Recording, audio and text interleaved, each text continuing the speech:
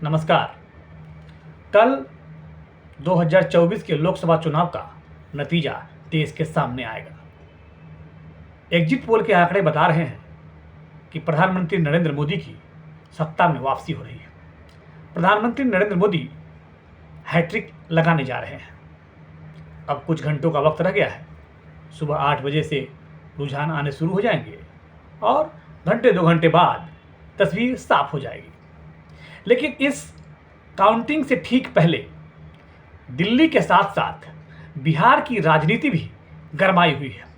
बिहार की राजनीति में इस बात की अटकलें, इस बात की चर्चा शुरू हो गई है कि क्या फिर से कोई खेला होने वाला है।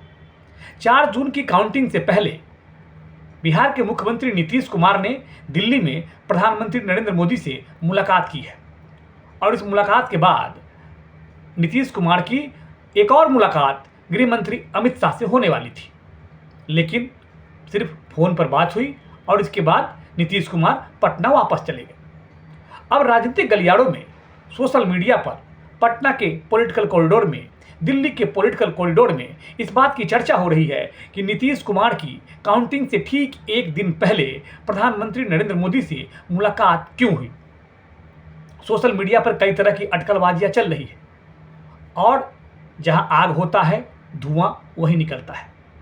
नीतीश कुमार भारतीय राजनीति के वो खिलाड़ी हैं, उस तरह के नेता हैं कि उनकी बातों को, उनकी दिमाग को, उनकी कदमों को, उनकी राजनीति को भाप पाना आसान नहीं होता है। ऐसे में नीतीश कुमार की प्लानिंग क्या है, नीतीश कुमार किस रणनीति पर काम कर रहे हैं, आखिर वो कौन सी रणनीति थी कि नीतीश कुमार 4 जून से पहले 3 जून को दिल्ली में प्रधानमंत्री नरेंद्र मोदी से मिल रहे हैं। देखिए, पॉलिटिकल कॉरिडोर में चर्चा इस बात की है कि नीतीश कुमार को केंद्रीय मंत्रिमंडल में शामिल किया जाएगा। अब केंद्रीय मंत्रिमंडल में नीतीश कुमार को शामिल क्यों किया जाएगा भाई? नीतीश कुमार ऑलरेडी अटल बिहारी वाजपेयी जी की सरकार में मंत्री रह चुके हैं, उससे पहले की सरकार में मंत्री रह चुके हैं। अगर जहां तक केंद्रीय राजनीति की बात है, रेल मंत्री रह चुके हैं, कृषि मंत्री रह चुके हैं, परिवहन मंत्री रह चुके हैं, तो नीतीश कुमार बड़ा बड़ा पोर्टफोलियो केंद्र सरकार में आज से 20 साल पहले डील कर चुके हैं। ऐसे में नरेंद्र मोदी की सरकार में नीतीश कुमार मंत्री बनेंगे, ये बात गले के नीचे उतरने वाली नहीं लगती है, लेकिन चर्चा तो है। और इस चर्चा की वजह है, वजह समझिए, वजह इस बात की है, वजह ये है कि जब जनवरी महीने में नीतीश कुमार आरजेडी का साथ छोड़कर भारतीय जनता पार्टी के साथ आए थे और बिहार में सरकार बनी थी, लोकसभा चुनाव में इसका फायदा मिलता हुआ दिख रहा है। ऐसे में नीतीश कुमार का प्रधानमंत्री नरेंद्र मोदी से मिलना और दिल्ली की राजनीति में वापस आने की चर्चा को इस बात का बल मिलता है, इस बात से बल मिलता है कि नीतीश कुमार की कोई डील बीजेपी के साथ जनवरी महीने में हुई होगी। इसके बाद ही नीतीश कुमार दिल्ली आने की रणनीति पर, दिल्ली आने के फैसले पर विचार कर रहे हैं। अब देखिए, इस बात को बल कैसे मिलता है। नीतीश कुमार की जो कोर टीम है, उन्होंने कोर टीम को पार्लियामेंट्री राजनीति में उतार दिया। ललन सिंह तो ऑलरेडी पार्लियामेंट का चुनाव लड़ चुके हैं, एमपी रह चुके हैं, इस बार भी चुनाव लड़ रहे हैं, जीत के उनके दिल्ली आने की संभावना बनी हुई। दूसरे उनके जो सलाहकार हैं संजय झा, राज्यसभा के जरिए वो दिल्ली की राजनीति में उतर चुके हैं। तीसरे सलाहकार अशोक चौधरी, उनकी बेटी एलजेपी की टिकट पर चुनाव लड़ चुकी है और जीत के उनके दिल्ली पहुंचने की संभावना है। चौथे सलाहकार देवेश चंद्र ठाकुर, जो बिहार विधान परिषद में सभापति हैं, वो सीतामढ़ी से चुनाव लड़ रहे हैं और उनके जीत कर आने की दिल्ली संभावना बनी हुई है। मतलब जो नीतीश कुमार का कोर ग्रुप है, जो कोर टीम है, वो कोर टीम दिल्ली की राजनीति में एक्टिव होने वाली है। तो क्या वाकई में इन कोर टीम को नीतीश कुमार ने किसी रणनीति के तहत लोकसभा चुनाव में उतरवाया और फिर उनको दिल्ली भेज रहे हैं ताकि खुद के दिल्ली आने का वो रास्ता, खुद की अपनी टीम के साथ दिल्ली में स्थापित होना, दिल्ली में आना, दिल्ली में वापसी करना, ऐसी कोई प्लानिंग थी क्या? देखिए, एक सवाल तो ये उठता है। दूसरा सवाल ये कि नीतीश कुमार और भारतीय जनता पार्टी के बीच कोई ना कोई डील जरूर हुई है। और डील की बात मैं इसलिए कह रहा हूं कि लोकसभा चुनाव से पहले भारतीय जनता पार्टी ने नीतीश कुमार को जब साथ लिया तो जो मंत्रिमंडल का गठन हुआ उस मंत्रिमंडल में एक प्रयोग हुआ। प्रयोग ये हुआ कि बीजेपी ने अपने प्रदेश अध्यक्ष सम्राट चौधरी, जो कि कोयरी जाति से, कुशवाहा जाति से आते हैं, उनको डिप्टी सीएम बनाया। और बिहार की राजनीति में कुर्मी कोयरी को एक ग्रुप की राजनीति का एक पावर पॉलिटिक्स का पार्ट माना जाता है। नीतीश कुमार इस पावर पॉलिटिक्स के लीडर रहे हैं। नीतीश कुमार की कुर्मी और कोयरी वोटों पर सालों से मजबूत पकड़ मानी जाती रही। ऐसे में अगर वाकई में सम्राट चौधरी को डिप्टी सीएम की कुर्सी पर बिठाया गया तो कोई न कोई रणनीति, कोई न कोई स्ट्रेटजी बीजेपी की थी। अब लोकसभा चुनाव में क्या हुआ कि लोकसभा चुनाव में कहा यह जा रहा है कि जो कुशवाहा वोटर था उसको, कुशवाहा जाति का जो वोटर था वो महागठबंधन के पक्ष में टूटा। कारण रहा कि लालू यादव ने, आरजेडी ने, महागठबंधन ने इस लोकसभा चुनाव में 7 कुशवाहा जाति के उम्मीदवारों को उतारा। अब 7 कुशवाहा जाति के उम्मीदवारों को मैदान में उतारने के बाद बिहार की राजनीति में कुशवाहा वोट बैंक टूट गया। जहां जहां कुशवाहा कैंडिडेट महागठबंधन से था वो जात के साथ चला गया। ऐसा अनुमान, ऐसी आशंका, ऐसी रिपोर्ट ग्राउंड से सामने आ रही है। तो सवाल इस बात का है कि जो प्रयोग भारतीय जनता पार्टी ने किया, क्या वो प्रयोग सक्सेस हुआ? अगर हुआ तो फिर कुशवाहा वोट महागठबंधन के साथ क्यों चला गया, जो कि अब तक नीतीश कुमार के पाले का, नीतीश कुमार का इंटैक्ट वोटर माना जाता रहा है। अब अगर भारतीय जनता पार्टी और नीतीश कुमार के बीच सीएम की कुर्सी को लेकर कोई डील हुई है, कोई डील हो रखी है, तो उसकी एक वजह और समझिए। नीतीश कुमार की तबीयत ठीक नहीं है।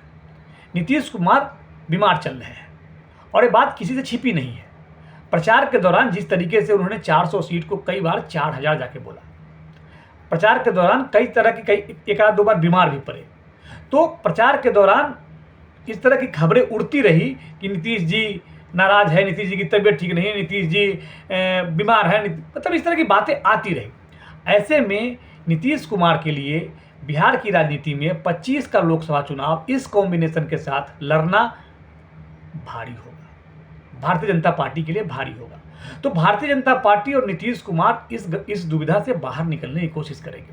देखिए, आज की तारीख में एक नो डाउट तेजस्वी यादव सबसे मजबूत प्लेयर, सबसे मजबूत नेता बिहार की स्टेट पॉलिटिक्स में है। बिहार की स्टेट पॉलिटिक्स के सबसे पावरफुल नेता है। तो तेजस्वी यादव से काउंटर कौन करेगा 25 के चुनाव में? भारतीय जनता पार्टी को इसके बारे में सोचना है। भारतीय जनता पार्टी को नॉर्थ इंडिया में, हिंदी हार्टलैंड में एकमात्र स्टेट बिहार ऐसा है जहां बीजेपी अब तक अपना मुख्यमंत्री नहीं बना पाई है। 20 साल से भारतीय जनता पार्टी सत्ता में है, 2-4 महीना 6 महीना को अलग कर दीजिए साल भर को, तो 20 साल से भारतीय जनता पार्टी सत्ता में है कमोबेश, और बावजूद इसके हिंदी हार्टलैंड में भारतीय जनता पार्टी अपना मुख्यमंत्री नहीं बना पाई। 10 साल से नरेंद्र मोदी, जिनकी लहर देश में मानी जाती है, जिन्होंने 17-18 राज्यों में एक बार अपनी सरकार स्थापित की, वो प्रधानमंत्री के रहते बिहार में बीजेपी अपना मुख्यमंत्री नहीं बना पाई। तो बीजेपी का एक टारगेट तो है अपना मुख्यमंत्री बनाना। अब उस टारगेट को फुलफिल करने का रास्ता क्या हो सकता है? और रास्ता हो सकता है कि नीतीश कुमार की सम्मानजनक एग्जिट, नीतीश कुमार का बिहार की पॉलिटिक्स से सम्मानजनक एग्जिट। अब इस सम्मानजनक एग्जिट का रास्ता क्या हो सकता है? तो सम्मानजनक एग्जिट का रास्ता हो सकता है कि नीतीश जी को बिहार की राजनीति से सेंट्रल राजनीति में लाया जाए, कोई बड़ा पोर्टफोलियो दे जाए। सोशल मीडिया पर चर्चा तो उप प्रधानमंत्री बनाए जाने की हो रही है, हो भी सकती है, कोई बड़ी बात नहीं है। लेकिन नॉर्थ इंडिया में, खासकर यूपी बिहार में जिस तरीके से पिछड़ी राजनीति, पिछड़े वोट बैंक की राजनीति मजबूत हुई है, पिछड़ों की गोलबंदी मजबूत हुई है, ऐसे में एनडीए को, खासकर भारतीय जनता पार्टी को एक ऐसे लीडरशिप की आवश्यकता महसूस होगी। अभी नहीं, अगले साल, 6 महीने, 2 साल बाद डेवलप करना होगा। उनको एक मैसेज देना पड़ेगा कि नॉर्थ इंडिया में, हमारी पार्टी में, हमारे संगठन में, हमारे अलायंस में पिछड़ों का एक बड़ा नेता, जिनको हमने बड़ा सम्मान दिया, वो नीतीश कुमार हैं। ऐसी स्थिति में नीतीश कुमार को एक बड़ा चेहरा, बड़ा लीडरशिप बनाकर उनको पेश कर सकती है भारतीय जनता पार्टी। अब उप प्रधानमंत्री बनने में क्या सच्चाई है, क्या सच्चाई नहीं है, ये तो भविष्य के गर्भ में है। तो प्रधानमंत्री का विशेषाधिकार है। नीतीश कुमार किस हद तक जाकर इस बात की डील कर सकते हैं कि हम सीएम की कुर्सी छोड़ेंगे तो हमको क्या मिलेगा, ये तो वहाँ की बात है।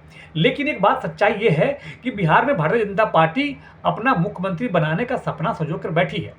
और ये सपना तब तक पूरा नहीं हो सकता जब तक नीतीश कुमार बिहार की राजनीति के केंद्र में है। और इसमें नो डाउट इस लोकसभा चुनाव में, पिछले लोकसभा चुनाव, विधानसभा चुनाव, तमाम चुनावों में नीतीश कुमार बिहार की सत्ता के केंद्र में रहे हैं। ऐसे में नीतीश कुमार को बिहार की सत्ता के केंद्र से बाहर करने के बाद ही, वो भी सम्मानजनक विदाई के बाद ही, भारतीय जनता पार्टी बिहार में अपना सीएम, अपना चेहरा, अपना मुख्यमंत्री बना सकती है। अब सवाल है कि भारतीय जनता पार्टी के पास चेहरा कौन है। तो देखिए, भारतीय जनता पार्टी इस तरीके से चेहरे के साथ राजनीति नहीं करती रही। नीतीश कुमार को भी अब चेहरा प्रोजेक्ट किया गया, उस वक्त भी भारतीय जनता पार्टी के पास कोई चेहरा इस तरह का नहीं था। और कई ऐसे राज्य हैं जहां Bharatiya Janata party central leadership पर, संगठन पर, पार्टी फेस पर चुनाव लड़ती रही है, बाद में जीत के बाद फैसला लेती रही। बिहार में कौन मुख्यमंत्री होगा, तेजस्वी यादव से काउंटर कौन करेगा, इसके बारे में अलग अलग थ्योरी हो सकती है। कोई चिराग पासवान को प्रोजेक्ट कर रहा है, कोई सम्राट चौधरी को प्रोजेक्ट कर रहा है, कोई नित्यानंद राय को प्रोजेक्ट कर रहा है। तो अलग अलग धारा, अलग अलग विचारधारा, अलग अलग एक्सपर्ट अपने अपने ओपिनियन रखते हैं। लेकिन बावजूद इसके ये सोचना पड़ेगा कि माइनस नीतीश कुमार, तेजस्वी यादव से बिहार में काउंटर कौन करेगा। 2025 के चुनाव में Bharatiya Janata party third term में सरकार बनाने के बाद सबसे बड़ा फोकस भारतीय जनता पार्टी का अगर इस वक्त कोई होगा तो बिहार होगा। क्योंकि बिहार में इस बार विधानसभा में, जो कि अब इस नतीजे के बाद बिहार में काउंटडाउन विधानसभा चुनाव का शुरू हो जाएगा, बिहार के बारे में प्लानिंग करनी पड़ेगी। तो बिहार में चेहरा कौन होगा, साल भर 6 महीने का वक्त देना पड़ेगा बिहार को ग्रूम करने के लिए, बिहार को समझने के लिए, बिहार को जीतने के लिए। अब इसमें भारतीय जनता पार्टी और नीतीश कुमार के बीच किस हद तक क्या डील हुई है, इसको समझना पड़ेगा।